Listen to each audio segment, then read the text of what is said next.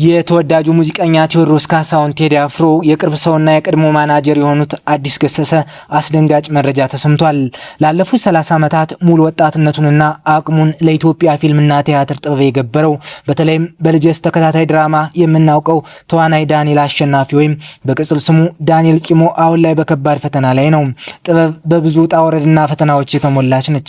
ከሰሞኑ ዳንኤል አሸናፊ ወይም ዳንኤል ፂሞ በሰይፉ ሾው ቀርቦ የተናገራቸው አሳዛኝና አስገራሚ ንግግሮች ምንድናቸው? እነዚህንና ሌሎች ሰሞነኛ አዳዲስ እውነታዎችን እነግራችኋለን። ቻናላችንን ላይክ፣ ሼር፣ ሰብስክራይብ በማድረግ አብራችሁን ቆዩ። ሸክም፣ ወዛደርነትና የመንገድ አስፓልት ስራ ሰርቻለሁ። ተወዳጁ ተዋናይ ዳንኤል አሸናፊ ከፊልምና ቲያትር ስራ በቃ ብዬ የተኩስ ስለራበኝ ነው በማለት በሰይፉ ሾው ተናግሯል። የኛ ስራ አንድ ጊዜ ይመጣና የሆነ ወራት ደግሞ ይጠፋል በማለት ለመኖር እየተቸገረ መሆኑን ተናግሯል። ወደ ጅማ ሊሄድ ነበር። ቴዎድሮስ ተስፋዬ አንድ ስራ ይዞ ሊመጣ ጺም የሌለው ሌላ ካራክተር ቢመጣ ጺሜን አንስቼው እሰራለሁ። ጺሜን ግን በጣም ወደዋለሁ። ልጀስ ተከታታይ ድራማ በዓለም አቀፍ ደረጃ ታጭቶ ተሸልሟል። ጀርባዬን ከ20 ዓመታት በፊት ሰርጀሪ ተሰርቸው የሕክምና ስህተት ተፈጽሞብኛል። ሰርጀሪውን አበላሽተው ስለሰሩኝ ቤት ከተቀመጥኩኝ ከ1 ዓመት ከ10 ወር ሆነኝ። አንድ ቲያትር ግን ማስታገሻ እየወሰድኩኝ ነው የምሰራው። ከህንድ የመጡ ሐኪሞች እኛ ጋርና እናሰራለን ብለውኛል። ወታደር ቤት ገብቼ ሳይመቸኝ ወጣው። ከወታደር ቤት ወጥቼ ወደ ትውልድ ሀገሬ ጅማ ድረስ በእግሬ ተጉዣለሁ። ቲያትር መስራት የጀመርኩት ጅማ ውስጥ የምናገለግልበት ቤተክርስቲያን ነው። ከዚህ በፊት ብየዳ፣ ሸክም፣ ወዛደርነትና የመንገድ አስፓልት ስራ ሰርቻለሁ። በዚህ ሙያ ስትኖር ይከብዳል። የኛ ስራ መድረክ ላይ ተጨብጭቦልህ በእግር ወደ ቤት ትገባለህ። ከጀርባ ህመሜ ጋር ተያይዞ በታክሲ መሄድ አልችልም። በራይድ እየተመላለስኩ ነው የምሰራው። እንኳን ሰራሁት ብዬ የምኮራበት ስራ ልጀስ ተከታታይ ድራማ ነው። ከቲያትር እጅግ ወድጄ የሰራሁት ደግሞ ስሪያኖ ቲያትር ነው። ከ10 በላይ ቲያትሮች ሰርቻለሁ። ፊልሞች ደግሞ ወደ 20 ገደማ ሰርቻለሁ። እኔ እስካሁን አልሰራውም ወይ እንድል ያደረገኝ ልጀስ ድራማ ነው። ያንን ሁሉ አመት ሰርቼም በልጀስ ነው የታወቅኩት። ስፖርት መስራት በጣም እወዳለሁ። አብዛኛውን ጊዜ እኩይ ገጸ ባህሪ ወክዬ ነው የሚጫወተው። ግሪክ ሀገር ሄደን ቲያትር ሰርተን ተመልሰናል። በልጅነቴ ጭምት ነበርኩኝ፣ ብቸኛ ነበርኩኝ። ልጅነቴ ብዙም አልወደውም። ተወዳጅ የልጅነት ጊዜ የለኝም። ጓደኞቼ አይወዱኝም ነበር። ከተፈሪ አለሙ ጋር መስራት በጣም ደስ ይላል።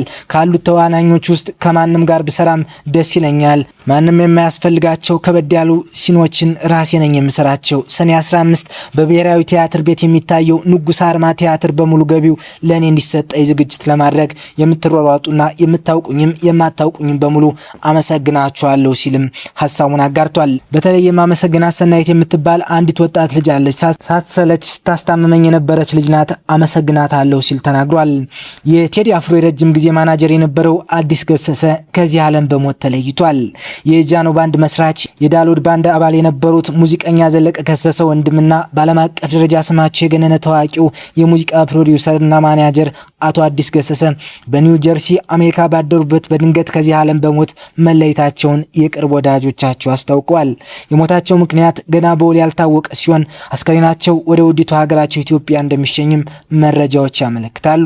ዛበሻ ይዞት በወጣው መረጃ ደግሞ አቶ አዲስ ገሰሰ በሙዚቃ ኢንዱስትሪ ውስጥ ጉልህ አሻራ ያሳረፉ የብዙዎችን ህይወት የቀየሩና ኢትዮጵያን ስም ባለም አደባባይ ከፍ አድርገው ያቆሙ ታላቅ ሰው ነበሩ። እኚህ የሙዚቃ ማኔጅመንት ባለሙያ ዓለም አቀፍ ዝና የተረፉት የሬጌው ንጉስ የቦምባርሌ ቤተሰቦችን ጨምሮ የበርካታ ታዋቂ ሙዚቀኞች የጀርባ አጥንት በመሆን አገልግለዋል። የእሳቸው የህይወት ጉዞ ከኢትዮጵያ ጀምሮ በቺካጎ፣ ጃማይካ፣ ኒውዮርክና በመጨረሻም ኒው ጀርሲን ያደረሰ ረዥምና አስደናቂ መንገድ ነበር። አቶ አዲስ ከአዲስ አበባ ዩኒቨርሲቲ ከተመረቁ በኋላ ከ30 ዓመታት በፊት ወደ አሜሪካ አቅንተው ማኔጅመንት አጠኑ። ከዛም ወንድሞቻቸው ሲከተሏቸው ህይወታቸውን ሙሉ ለሙሉ ለወንድሞቻቸው የሙዚቃ ስኬት አዋሉ። ወንድሞቻቸውና ጓደኞቻቸው የመሰረቱት ዳሎድ የተሰኘው ባንድ ከኢትዮጵያ ሙዚቃ ወደ ሬጌ በማዘንበል በአቶ አዲስ አመራር ስር በቺካጎ ስሙን ማግነን ጀመረ። 1982 የቦምባርሊ ባለቤት ሪታ ማርሊ ባቀረበችላቸው ጥሪ መሰረት ዳሎድ ባንድ በጃማይካ ኪንግስተን በተካሄደው የመጀመሪያው የቦምባርሊ መታሰቢያ ላይ ለመጫወት በቅቷል። አቶ አዲስ ሪታ ማርሊ በባለቤት ሞት እያዘነች በነበረችበት ወቅት የሰጧት ድጋፍ ጠንካራ ወዳጅነትን ፈጠረ። ይህ ግንኙነት በዋነኝነት ዳሎድ ባንድ 1988 እስከ 1991 ድረስ የዚጌ ማርሊ ፋዮ ባንድ እንዲሆን አስችሎታል። ዳሎድ ባንድ አልበም ፕላቲኒየም እና በዋን ብራይት ዴይ አልበም ጎልድ ደረጃ በመድረስ ይህን ታሪካዊ ስኬት ያገኘ የመጀመሪያው ኢትዮጵያውያን ባንድ ለመሆን በቅቷል። አቶ አዲስ ከሪታ ማርሊ ጋር በመሆን የቦምባርሌን ሌጀንድ አልበም በዓለም አቀፍ ደረጃ ጉብኝት አደራጅተዋል። ከሁሉም በላይ ግን አቶ አዲስ ከ2005 በአዲስ አበባ የተካሄደው ከግማሽ ሚሊዮን በላይ ህዝብ የታደመበት ታሪካዊ የአፍሪካ ዩኒቲ ኮንሰርት በዋናነት የጠነሰሱት እሳቸው ነበሩ።